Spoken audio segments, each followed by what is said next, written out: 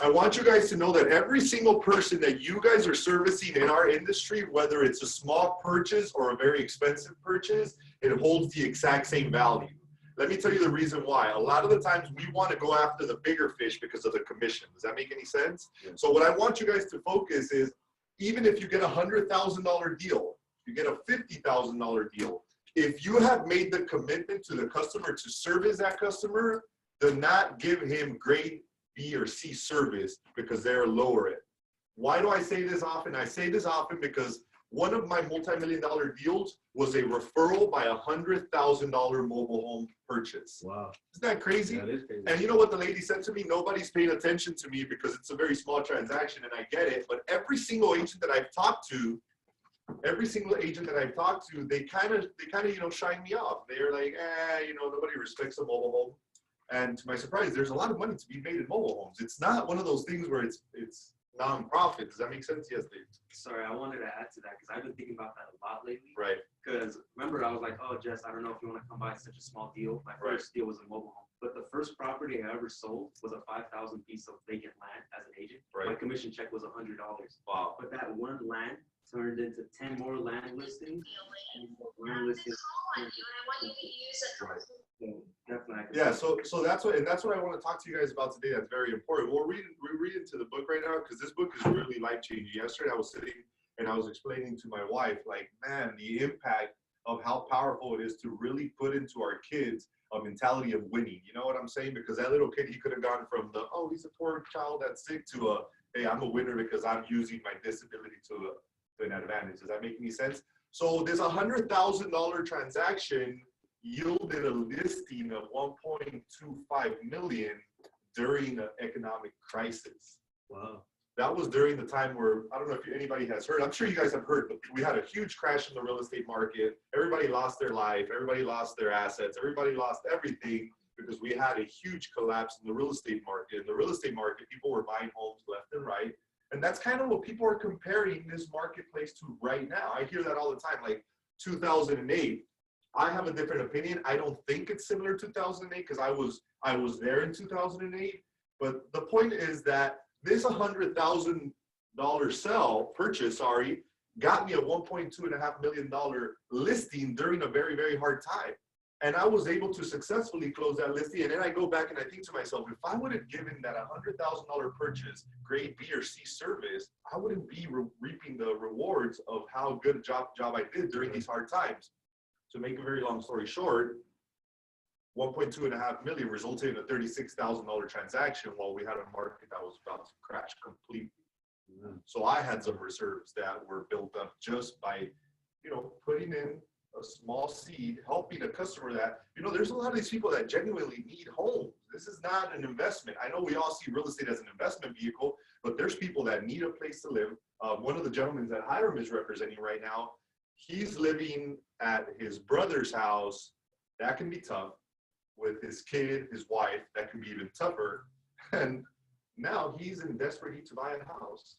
That's a need. Does that make any sense to you guys? So you guys have to be able to respond to that. But anyway, with that being said, I want you guys to focus. Mental chemistry works magic. And that's what we're going to go over today on the book. One short paragraph in a news dispatch concerning Mr. Hine gives the clue to this unusual woman's stupendous success as a singer. I quote the paragraph because the clue it contains is none other than desire. Early in her career, Miss Hank visited the director of the Vienna Court Opera to have him test her voice, but he did not test it. After taking one look at the awkward and poorly dressed girl, he exclaimed, none too gently, with such a face and with no personality at all, how can you ever expect to succeed in opera? That was his question. My good child, give up the idea. Buy a sewing machine and go to work. You can never be a singer. Never is a long time. The director of the Vienna Court Opera knew much about the technique of singing. He knew little about the power of desire. When it assumes the proportion of an obsession, if he had known more of that power, he would not have made the mistake of condemning genius without giving it an opportunity. Several years ago, one of the business associates became ill. He became worse as time went on and finally was taken to the hospital for an operation. The doctor warned me that there was little, if any, chance of my ever seeing him live again. But that was the doctor's opinion. It was not the opinion of the patient. Just before he was wheeled away, he whispered feebly, "Do not be disturbed, Chief. I will be out of here in a few days."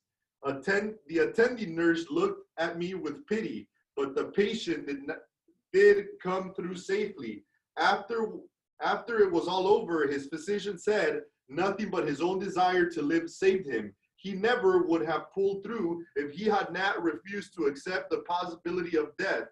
I believe in the power of desire backed by faith, because I have seen this power lift men from lowly beginning to places of power and wealth. I have seen it rob the grave of its victims. I have seen it serve as the medium by which men stage a comeback after having been defeated in 100 different ways. I have seen it provide my own son with a normal, happy, successful life, despite nature's having sent him into the world without ears. How can one harness and use the power of desire? This has been answered through this and the subsequent chapters of this book, through some strange and powerful principle of mental chemistry, which she has never divulged. Nature wraps up in the impulse of strong desire that something which recognizes no such word as possible and accepts no such reality as failure.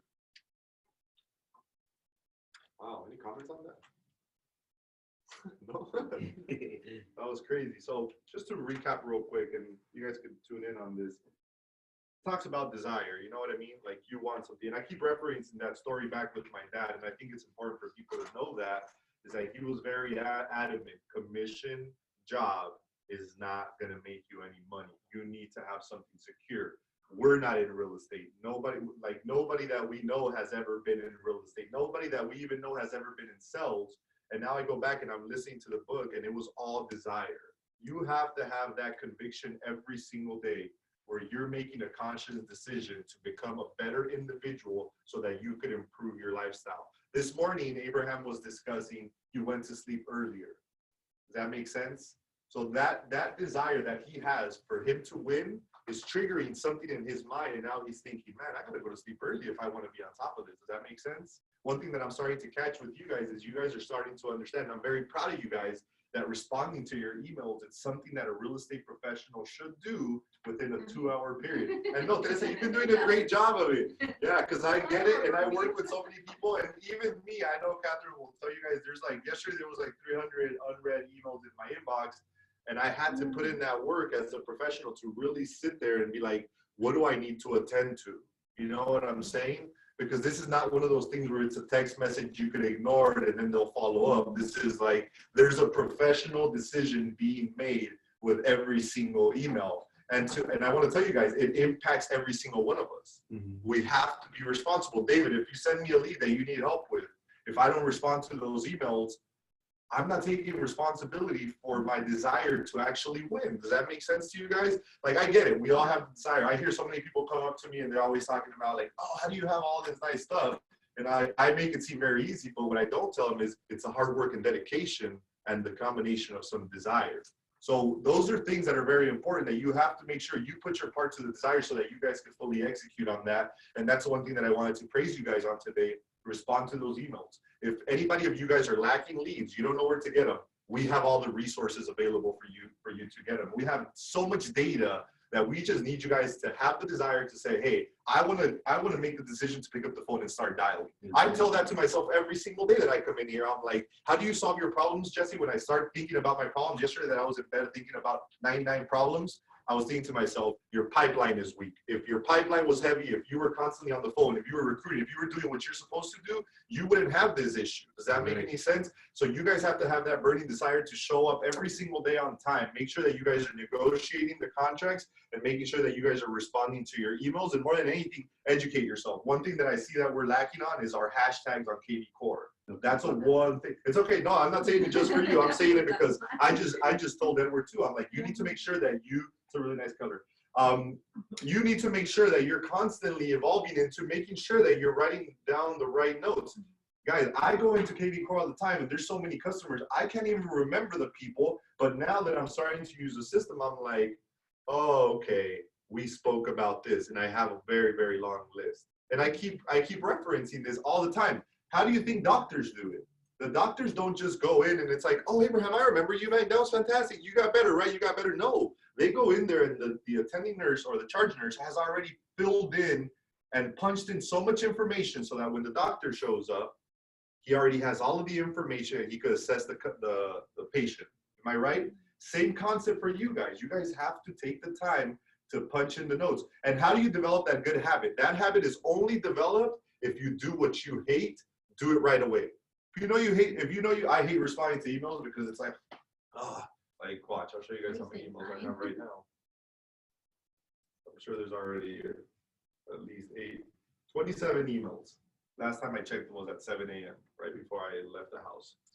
That's a lot of emails. Does that make any sense? I need to stay on top of that. You guys need to stay on top of that also. And the other thing you're going to learn is that your consumer is always on their phone regardless. I sat in a communications committee for 2 years and we used to survey people. And would you believe it that 60% of folks that are 70 years and older, they prefer to be texted versus called. Isn't that weird? It is. You would think they're old school, like, yeah. Call me, just easy. Yeah. No, they're, and then the other form of communication that I was beating myself up about at night is like, so many people on Twitter, we're not taking advantage of that Twitter because we're going in the direction of like Instagram, because everybody does Instagram. Yet Twitter has such a large database where you can obtain information and you can approach the consumer. And I'll be talking to you guys about that today in our sales meeting because I want you guys to understand what are the habits that we need to develop. So if you hate doing emails, you better make yourself and sit down and respond to emails. Does that make sense? And I've learned this because you guys are giving me the confidence. You guys give me more confidence. I want to get more data. I want to be able to say, hey, we have unlimited Redx. We have unlimited, I see you guys using the different softwares. Now we need to look at it from a business perspective because we need to see what the return of investment is. Are you getting any customers from it? All those things are things that I want to finely tune. I want to announce to you guys, and I'm very proud of you guys because you guys are all part of this movement, is that we are #1 in 3 cities right now as far as production.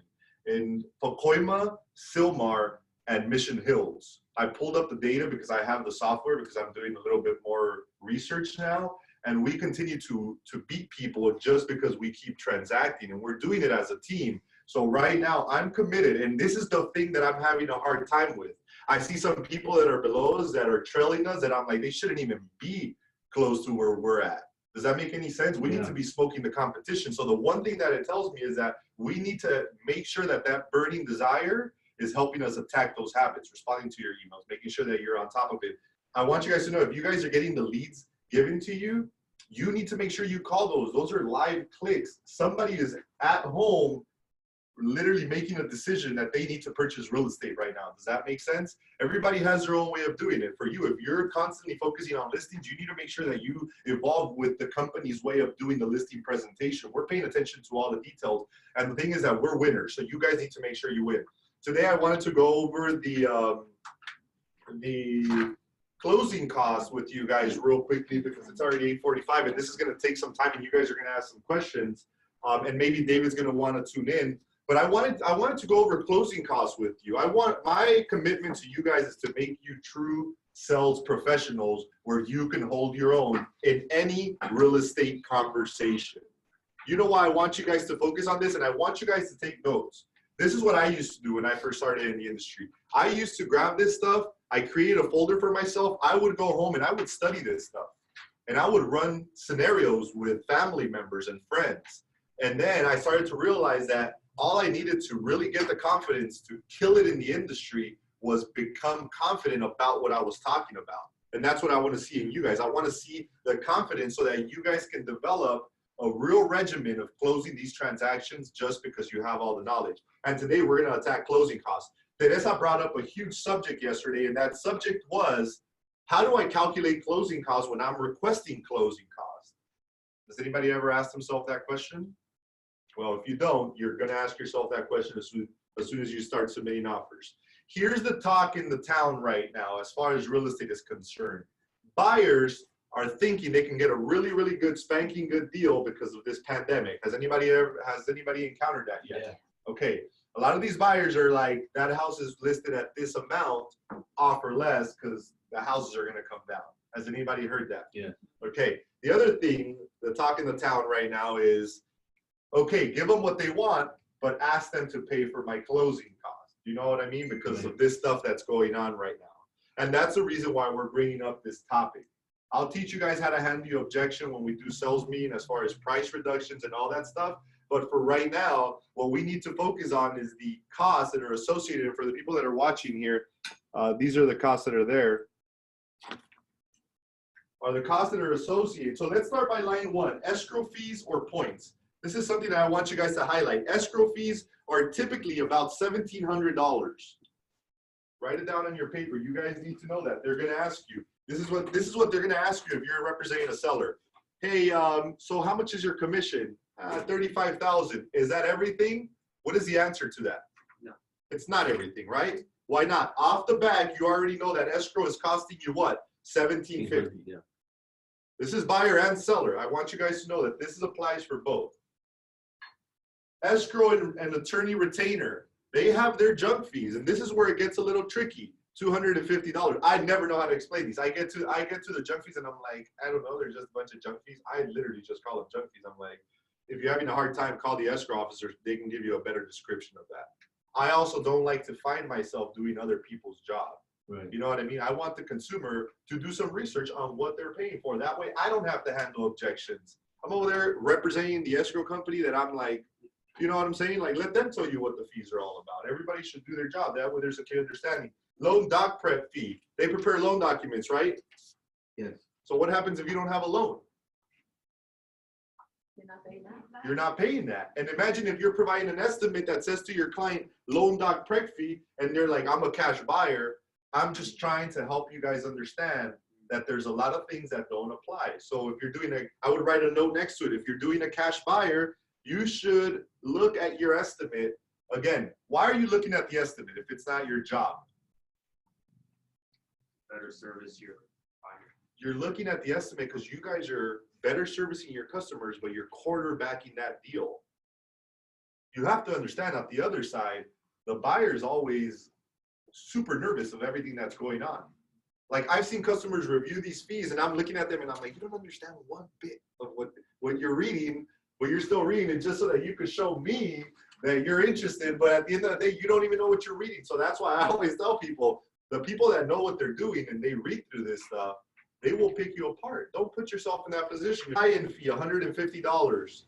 What happens if there's no loan? They're going to charge only for the title. Yeah, they better be charging only for the For title. the title. They No, will do less than that 150. Yeah, it could, all these things are negotiable. All of this stuff is negotiable. That's why I like to tell people, have the consumer call the escrow. Not in a rude way. I don't want you guys to go around, don't misinterpret like, hey, you call the escrow, you figure it out. No. Hey, to be honest with you, I would prefer if you would develop a relationship with the escrow officer, because that is her job. Give her a call. Maybe she can give you some more detailed explanations. Perhaps you can even negotiate if you don't agree on the fees. How does that sound? You know what I'm saying? That sounds way better to where I'm like, oh, okay, maybe I should be calling. Maybe I could hustle them. Because you know these clients want to hustle everything. Like I've had people ask me for TVs and like TV is like a blender, and I'm like, what? And you know what that means? That means that my service wasn't 100%. They didn't find any value. That's why when I look at all these people that are like giving closing gifts, and trust me, I give closing gifts, don't get me wrong. It's a set of knives, it's very strategic, but I see people doing bottles and all that, and I'm like, dude, you are not producing. You know how long it took you to go get that bottle of whatever? It took you an hour and a half. You know how many contacts I can make in an hour and a half? But you know why that happens? It's because it's not systematic. You're just there for the next deal, and you have to compensate your shitty work, sorry, your crappy work. And here, let me show you this. Anyway, that was a tangent, but so title, let's go on title policy and title insurance.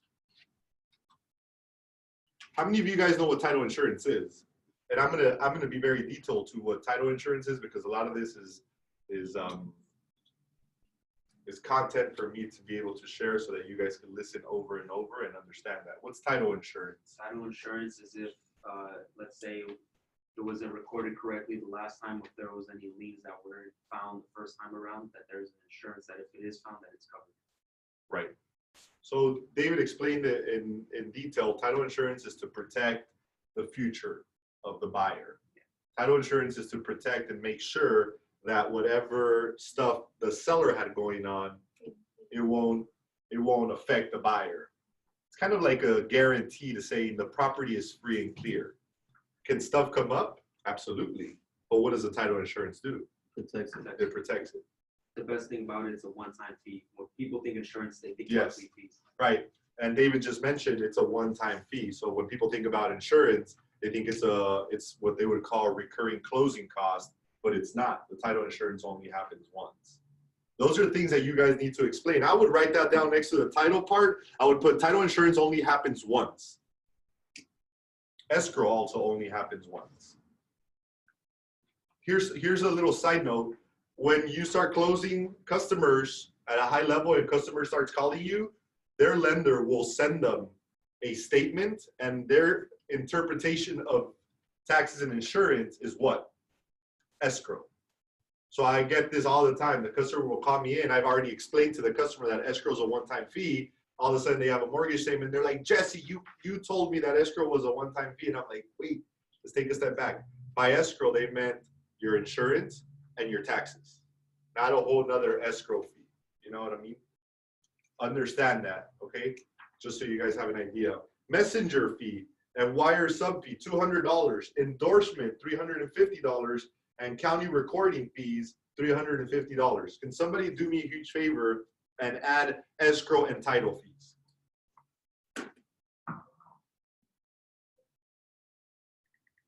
This is where it gets really tricky because everything changes based on purchase price. Everything changes based on purchase price. I would write that note down. Everything changes based on purchase price. Does that make sense? I get the wire fee and the recording fee, but what's the endorsement fee? The endorsement fee is a junk fee for them to put paperwork through there and make extra money. Yeah. So you said escrow fee and title fee? Yeah. 1900 Escrow fee and title fee is 1900. altogether. 1750 plus the 150, no? Yeah, 1750. No, 1750 plus all this, and then 1350 plus all that. How much is that? You could do it. Somebody do it in a calculator because no, we're not gonna figure it out. Like, Everyone online should have it now. oh, really? Send it to the company. Nice. Juan and Elizabeth, you guys were emailed the closing cost form just so you guys can have it. $22.50 just for title alone. All right, so title loan is $22.50. Now somebody do escrow. 3, 5, 8, 9, 10, 16, $26.50 just alone on. So you're talking about $5,000 just in escrow and title, maybe a little bit more. Does that make sense? Now ask yourself this question: with 2%, am I going to be able to cover the remainder of the stuff? Let's keep going down the list so you guys understand it. Lender fees. Origination is not very common in our current marketplace. There's a difference between lender paid compensation and borrower paid compensation. 2011, President Barack Obama signed the Dodd-Frank regulation, and in that regulation, it clearly stated that the consumer was to be protected, and you were either going to charge them an origination point paid by the borrower or a lender paid compensation by the banks. Most people don't know the difference between that. If the client desires a very low interest rate and is willing to commit to paying the lender out of pocket, that's a way to do that. And that's why in this origination and points, it's 0, because most lenders will prefer to sell the rate a little bit higher and get the origination or the yield spread premium versus charging the customer up front. Does that make sense to you guys? And stop me if that doesn't make sense. However, if the customer says, I need to have this interest rate, the loan officer can select to say, okay, you can have this interest rate, but I'm going to charge you my premium up front. So let's just say it's 1%, and let's say this is a $300,000 purchase.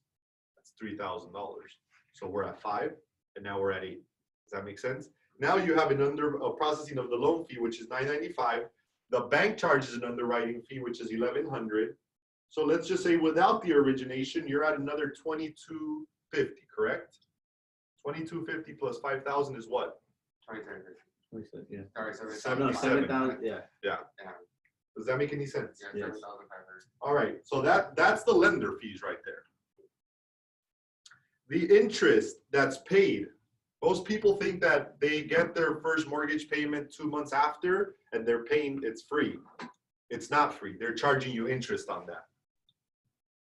Do you guys understand that?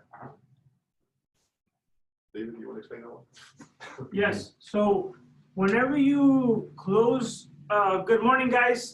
Happy Thursday. Whenever you close your purchase or refinance, the month that you close, regardless of what day in the month that you close, you always skip next month's payment. So we're in the month of May. We're gonna skip June's payment, and everybody's gonna have July 1st through July 15th payment. If you miss your payment on the 15th, you could still pay between the 15th and the 30th or 31st, as long as you pay a 5% penalty of your total mortgage payment. So it's like 150, 200 bucks more or less. It's gonna be reported on your credit report as late after the 30th or the 31st. That extra month that you skip, they calculate interest because 99% is it cut off now? 99% of the mortgage lenders out there are just mortgage lenders that provide a mortgage loan. They originate the loan, they don't service the loan. What does servicing mean? It's the person who collects the payment from the borrower, where they help them set up their online payment, they help them take calls over the phone, customer service, so on and so forth. So the next month, the lender sells a loan in a portfolio of loans to a company that specializes in just servicing loans. Nothing changes but the title and the company where you send your payment. The note is what's the contract of the loan, so your payment always stays the same for the terms of the loan docs. Yeah. Perfect. So that explains interest. Again, you guys are not going to catch all this information now, but what I want you guys to do is practice it. You need to be very well versed. Let's make an addition of what we've talked about so far. I feel like we're at about 8,200 right now, $8,000, right? Because this one's 768. It could be more than 15 days. It could be less. It depends on what the proration is. And I want you guys to really, really do the math. If somebody can quickly add up all these numbers from the first line all the way to 768, just so you guys have a conscious idea of what it's costing money. 8, 1, 5. A lot of people are pitching different products, but the closing cost is still the closing cost. Does that make any sense? I just need you guys to learn that the closing cost gets negotiated through the purchase agreement.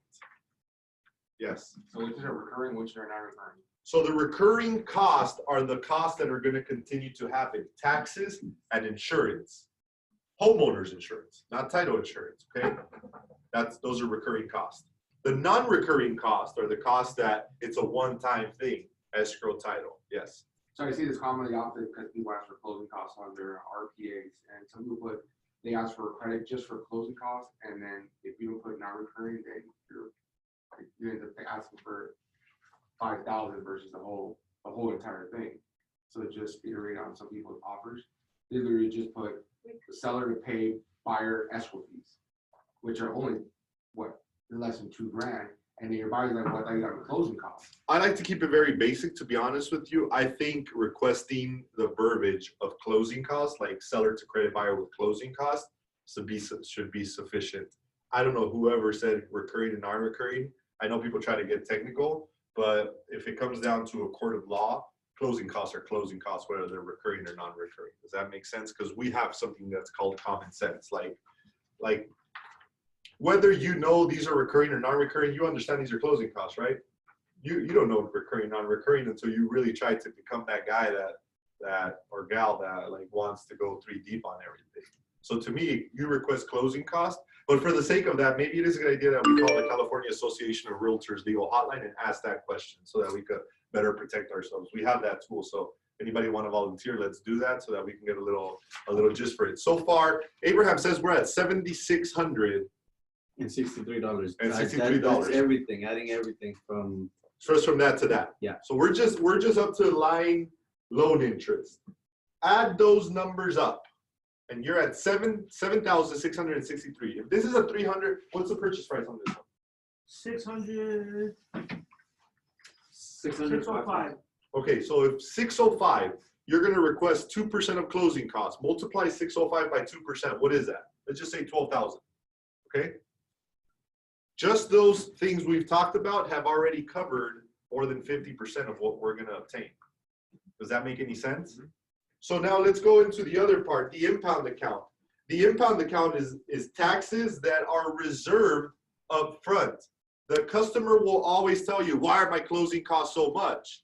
Sorry, Mr. Buyer, should have explained to you that you're gonna probably have to put 6 months of tax reserves into the escrow account so that when you're paying your mortgage, it's already up and running. Most people don't even know that because most people don't even get to that part of the business where they're explaining that. Then you sit down and you're like shaking your boots like, oh, damn, it's $10,000 more. You could have just said it was the taxes. They're going to buy. They're still going to buy no matter what. They just have to find a way to get the money. Homeowners insurance. They also require a reserve of homeowners insurance. That's $285. Here's the part that gets me all the time. And I would write a note here on the impound account portion of it. Sometimes the county will also want to have a reserve payment up front. And I've seen that where they're like, why am I paying this tax? And why are they also doing the reserve? I'm like, the bank wants one reserve. The escrow is paying you for the proration, wants you to pay it through the escrow. Is it because of FICO scores now? No, it's not because of FICO. It's just because the type of program that they get, the impound selection in their loan application, and at the same time, the county, the way that they collect on their taxes. So there's like different taxation, and they want to also, you know, catch up, and they know you're going to take ownership. So the escrow, and it happens often to the sellers also. So you said the county would want some reserves? Yeah, like have you seen on some of the estimates, David? This one doesn't have it, but I've seen a lot of the estimates where the county's out there actually Los asking. Angeles? Yeah, Los Yeah, Angeles like asking 2 for to 2 to 3 months, I've seen and that, then yeah. it goes from 630, 3 more months. That's another $2,200. So now let's add up the $5,359 to the $7,000, and where are we at?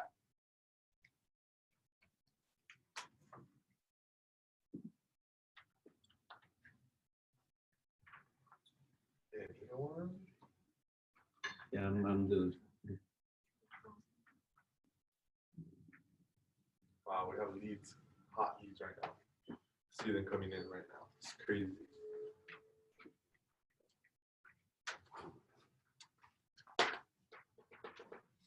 $13,016.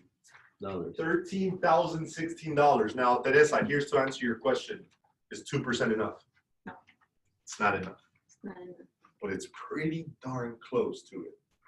However, if I tell the consumer they're covering your closing cost, and in this case, for Teresa, these closing costs are $14,262. She requested 2% of the closing cost. I request 5,000 for the closing cost, and Right. the seller giving only that 2% because he said That that should be more than enough. no, they not enough, but it's she buy the second home.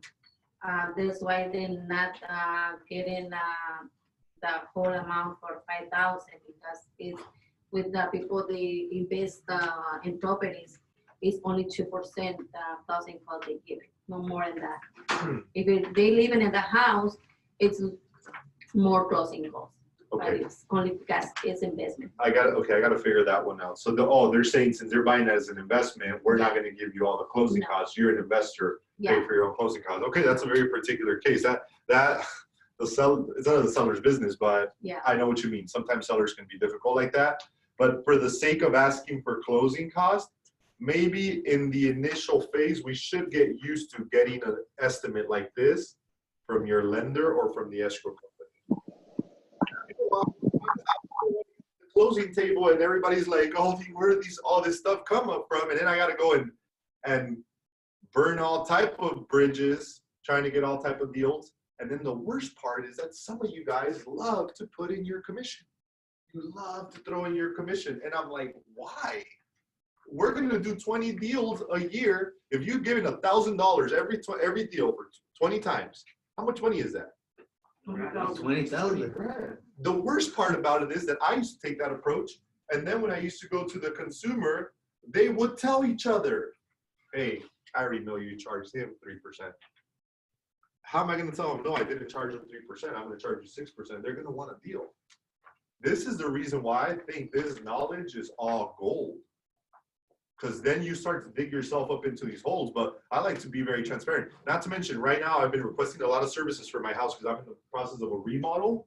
And you know what I love? I love when somebody actually puts their words into here. This is what it is. Like here, Mr. Guzman, This is how much it's gonna cost you to do everything, detailed by description, here it is. Because then I have an idea of like, hey, I could plan ahead. The normal real estate guys that are out there doing 1 to 2 deals every year, they're like, I don't know about the closing costs, but we'll figure it out there. It results in a bunch of defeat constantly. Does that make any sense to you guys? I started, every time I have a listing appointment now, I call escrow, I say, yeah, I have a listing appointment coming up, can I get a net sheet? They send me a net sheet within the next 30 minutes. Then when I went to this appointment yesterday, I said, how much do you absolutely have to make? Here's the net sheet, does that sound good? He said, yeah, let's do it. I was like, okay, great, let's sign the papers. Right. So the net sheet definitely, when it breaks down, It's better. So like, here's another thing, and I'll get into this. And today we have a sales meeting at 11, so I want you guys to all be present because I'm going to be teaching you guys about habit. There's no secret sauce into what I'm doing to make sure that I stay afloat during this economy. But it's all up here. We need to start it, and we need to develop the passion and the desire. All it is desire. If you have the desire, you're going to kill it. But the one thing that I want you guys to get away from is the client is asking you, what is the interest rate at right now? They tell me, what is the interest rate at right now? And I'm like, I don't know. What's your FICO score right now? Well, it's good. It's good FICO score. I'm like, good 600 good or good 800 good, good 700? Well, it's 800. I'm like, perfect. What about your down payment? Are you like 3.5% down payment or 20%? Well, I still don't know. Qualify me for something. I can give you an interest rate then. Get into the habit of doing that. And if you want to give them a national average, it's very plain and simple. Hey, Google, what's the national average on interest rates right now? This is the national average, Mr. or Mrs. Buyer. But don't find yourself giving them information and putting your foot in your mouth and then not being able to deliver. Why are we learning this? Because we want those $100,000 deals to give us $1 million listings. We could perform at the exact same level, seamless, and always making that for sure commission. The only reason people are fearful of not getting monthly commission is because their pipeline are weak. If your pipeline is weak, means you're not following up. Talk to anybody that has stuck to the process. I think Abraham's been following the system for about a week or 2 weeks. Let's just say a week or so, right? And all of a sudden people are engaging. What did you do? You just changed your perspective. You came in here with the desire, attracting what you wanted, and all of us could do more to pick up the phone and start dialing. Like last night I couldn't sleep and I'm like thinking, man, it's been 2 weeks. How many prospecting blocks do you have? So I go back into all the notes that I write, and I had prospecting blocks, but I always took the path of least resistance. I should have sat down there more and I should have made more phone calls. Because you know what? I'd rather make a phone call to a customer that's going to give me money than to call the credit card companies to tell them that I can't make the payment. I need them to give me forbearance. I'm going to have to make the call no matter what. I'm going to have to make it whether I like it or not. I just have to make a conscious decision that I'm going to make the phone call to the consumer that's going to put money in my pocket right now. And that's what I want to leave you guys with this morning. This is gold right here.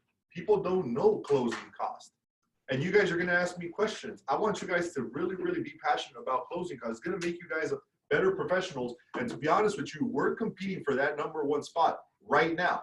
And you guys need to develop something in you where you guys are competitive. You guys need to make the commitment that we're going to stay on the top every single month, back to back, during a pandemic, and nobody's even going to be able to touch us because our work and our strategy shows our results, not just us talking. Does that make any sense to you guys? Yes. So anyway, let's do our affirmation so we can get motivated and get to work.